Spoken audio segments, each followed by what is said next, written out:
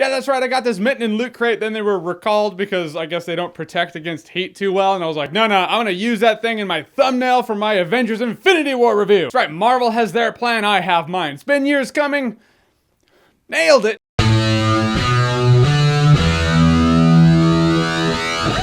Avengers Infinity War. Gonna calm your mind right now, this is a spoiler-free review. No spoilers here. If I say something that you think is a spoiler, trust me, it's not. Or on the flip side of that coin, if my review comes across as vague, I'm simply trying to avoid spoilers more than usual. People have waited a decade for this movie, so I'm gonna go ahead and be like, I'm a little more hyper-aware. So there it is, I'll have a spoiler video that will come out this weekend. Until then, spoiler-free, here we go. So Avengers Infinity War is the newest Avengers movie in the Marvel Cinematic Universe. It has officially been 10 years coming, or really 6 years coming since we were shown Thanos at the end of the Avengers. It came out in 2012, 2018, closer to 6. But 10 years for the MCU, you can argue it's all built to this. Big baddie Thanos is on the hunt for the Infinity Stones and the Avengers find out about that. And some people who were not Avengers that may be Guardians of a Galaxy. The point is they'll find out about it, so they all have to stop it. And that is basically what you need to know for the setup. I want to gush about Thanos right off the bat. Can I gush about Thanos right off the bat? I feel like I'm not supposed to. I should save that till later. But holy shit, Thanos is such a good villain. The CGI on Thanos is on point. Like,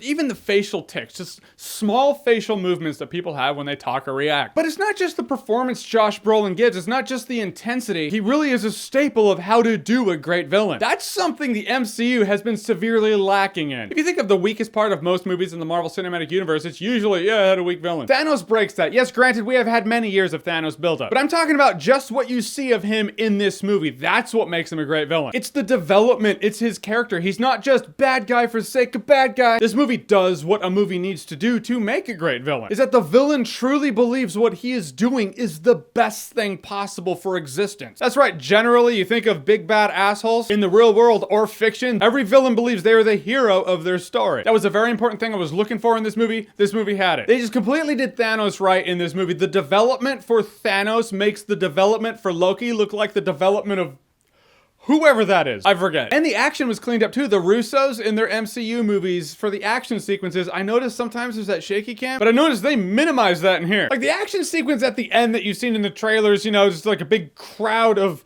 things coming towards a bunch of people. That one pales in comparison. I feel like that's an action sequence that happens for the sake of action sequence. There are a couple of other action sequences, one fight in particular, I'm like, this is amazing. It's almost like they were like, that's so amazing. What to do with those? I don't know.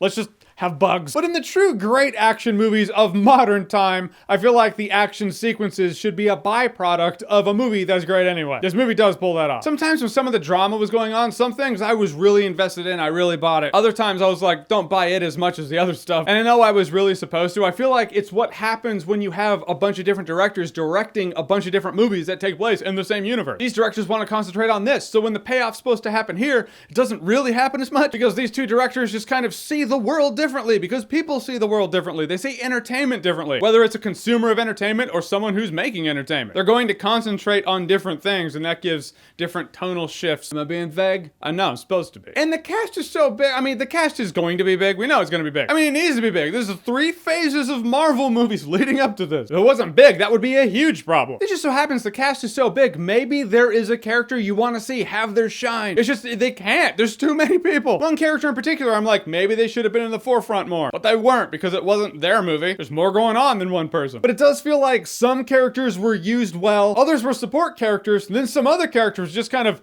in the movie because the contract said so. There is a lot of jump around that happens because there is a lot happening. There are a lot of locations where stones may or may not be with characters that may or may not be on Earth at this point. A lot of locations, a lot of people, so it's not like everybody who's been in an MCU movie to this point are just hanging out on Earth and they're all at the same place any given time. No, there are like 3 different groups doing different things all in the name of stopping Thanos, but that makes for a lot of jumping around. Granted, given the scenario, this much build up coming to this with this many characters, they pull it off quite well. Though sometimes just a little imperfect. But I will also give props to the fact that the tone does change based on who's on screen. Like when you see the Guardians of the Galaxy, it feels more like Guardians of the Galaxy. I thought that was great and that's very important. Nothing in this movie feels like Thor Ragnarok though, so that's kind of still an anomaly. Guys, in the end, Avengers Infinity War was a long time coming. A decade of setup for an epic payoff that I personally dug. It's not just fan service. It doesn't throw fan service at you for the sake of fan service. There are a couple moments for sure, and a couple of moments in particular, some straight up heroic moments,